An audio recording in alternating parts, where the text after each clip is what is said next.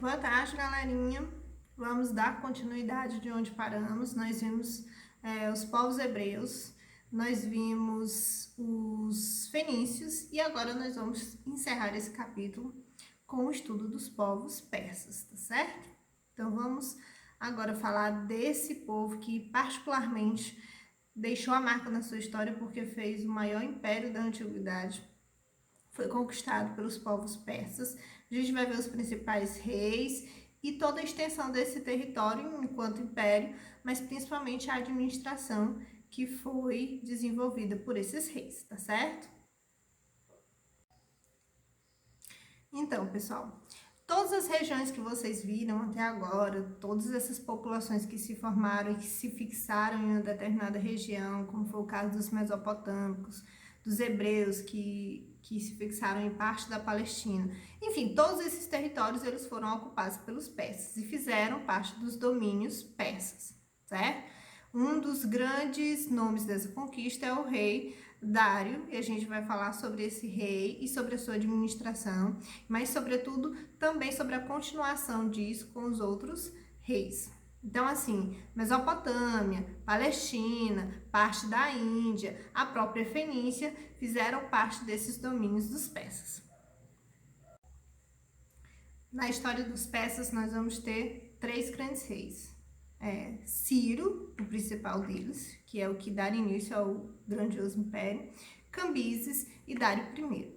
Então vamos falar primeiro de Ciro, onde tudo começa. Ciro unifica territórios, conquista territórios dos medos, derrota esses povos e começa a iniciar essa trajetória de império, vai conquistando territórios e com essa administração muito forte, muito centralizada, ele procurou desde sempre centralizar o poder nas suas mãos e todas as decisões eram tomadas por ele. Então, duas características dos povos persas: poder centralizado nas mãos do rei e um exército muito forte. O Ciro desde sempre estruturava o seu exército porque sabia que o exército era a base das suas conquistas.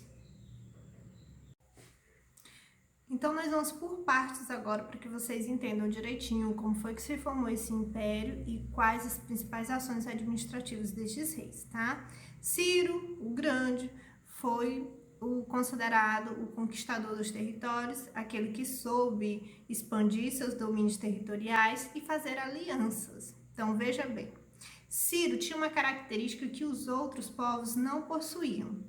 Ao dominar um território, Ciro, por exemplo, fazia uma aliança com alguns nobres, conversava com esses nobres e empregava o que era muito incomum na época, que era a tolerância cultural, a tolerância religiosa. Vocês lembram, por exemplo, dos assírios, que dominavam os povos e que arrasavam com as sociedades, com as populações, matavam as pessoas sem nenhum tipo de tolerância? Todos os povos da antiguidade, na verdade, eles praticavam isso. Ao dominar o território, eles não tinham que ter nenhum tipo de tolerância. Essas pessoas dominadas automaticamente virariam escravos. Não era o caso de Ciro. Ciro dominava a região, conseguia aquele domínio territorial e aquelas pessoas, na verdade, podiam manter sua religião, manter sua cultura, desde que pagassem impostos. O que Ciro, na verdade, queria era isso, pagamento de impostos. E assim foi essa administração de Ciro. Então, houve uma expansão territorial muito grande, assim como seu filho, Cambises, o segundo reinado aí, nas mãos de Cambises. Se destaca-se esse período de mais extensão territorial do império, mas com essa tolerância que veio com Ciro. O rei Dario I, sem dúvida, vai ser um grande rei do Império Persa, porque vai trazer algumas inovações, né? A gente destaca Ciro, até porque é ele que conquista todo esse território a princípio, é dele o mérito dessa formação do grande império, mas o Dario I, ele vai trazer, por exemplo, uma administração. De que adiantava ter um domínio territorial extenso se o rei não conseguia estar em todos os lugares e administrar? Então, o Dario I, ele priorizou a administração, conseguir administrar todo aquele território. Então, assim, era um império vasto demais, grande demais, e ele divide esse império em satrapias, 20 satrapias. E para que ele soubesse o que acontecia nesse império, nessas satrapias, ele colocou homens de sua confiança, que ele passou a chamar de sátrapas. Então, os sátrapas governavam as satrapias, sendo que o rei maior era Dário I, que sabia de tudo que acontecia naquela satrapia. Além disso, ele costumava colocar pessoas dentro das satrapias para que fiscalizasse tudo que acontecia, inclusive fiscalizasse o próprio sátrapa. Então, tudo que acontecia, essas pessoas diziam para o rei Dario I, né? Que eram chamados de olhos e ouvidos do rei. Então, assim, ele tinha esse domínio territorial do todo, não é? Além disso, Dário I ele foi importante porque ele inova na questão de construir estradas. Os persas passam a construir estradas, não é? Como que ele vai receber mensagens dessas satrapias, né? Como vai haver esse percurso? Como essa população vai se deslocar de uma sátrapa, de uma satrapia para outra? Então era preciso construir estradas e os persas se especializaram na construção dessas estradas. Então, Dario I consegue essa administração eficiente através da sua divisão de todo esse império em 20 satrapias. Além da divisão do império, da construção de estradas, que era inovador para a época, só os persas tiveram essa iniciativa de construir estradas. Aproveitando-se dessas estradas construídas, eles deram início ao primeiro correio que se tem notícia da história, que era chamado de sistema de correios, através de um mensageiro que percorria 25 quilômetros a cavalo, né, muito rápido.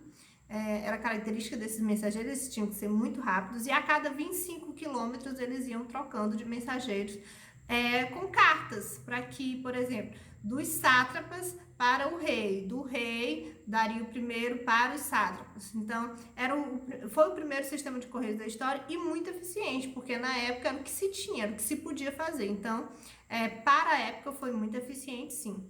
Além disso, Dario I, ele criou a primeira moeda para ser percorrida, para ser usada em todo o império, porque assim, criar a moeda não era tanta novidade assim, mas uma moeda que fosse usada em todo o império, né, a moeda única a ser usada, era realmente uma inovação, e é mérito do Dario I. Então, essas questões administrativas de organizar o império fica aí a cargo do rei Dario I.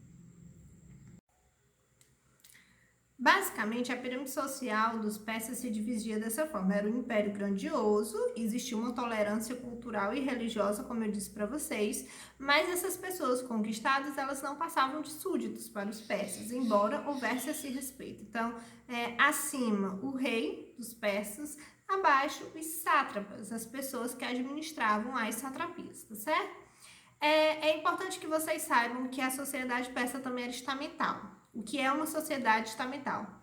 É aquela sociedade em que não existe a possibilidade de se mudar de grupo social, de ascender socialmente. Quer dizer, nascia pobre, morria pobre.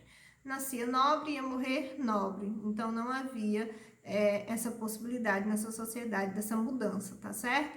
E uma coisa importante também, que a gente herdou dos persas, é essa questão do comércio. O comércio, ele era muito praticado entre os persas, porque era uma região que ficava a leste da Mesopotâmia, hoje o atual Irã, e é uma região árida, então assim, não é tão favorável para a agricultura.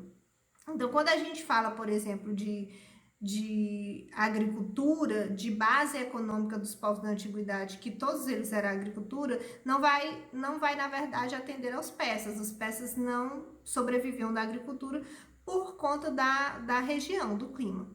Mas o que acontece? Os persas acabam desenvolvendo muito comércio, fazem excelentes tapetes, existem muitos artesãos e existe aí a questão da moeda criada por Dario I. Então, é algo interessante que a gente acaba herdando também. Quando eu digo a gente herda, as populações daquela época aprendem muito com os persas no sentido de construção de estradas, no sentido dos correios, no sentido do próprio sistema de comércio que foi muito praticado pelos persas.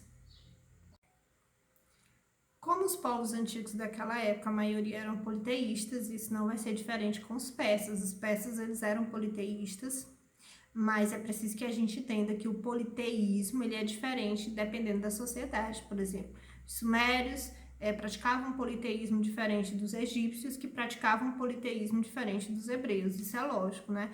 O politeísmo dos persas é muito interessante porque acaba sendo absorvido um pouco dessa religião para o Ocidente. O próprio cristianismo tem um pouco do que se era vivido em relação à religião entre os persas, tá certo? Então, a religião é o zoroastrismo. A gente vai falar um pouquinho dessa religião em relação à divisão. Existia uma dualidade. Existia a ideia do bem e a ideia do mal. E, segundo eles, existia uma luta do bem contra o mal no campo espiritual. Então, assim, dá para fazer uma referência com o cristianismo, dá para fazer uma referência com muitas religiões que depois acabaram assimilando alguma coisa dessa religião dos persas.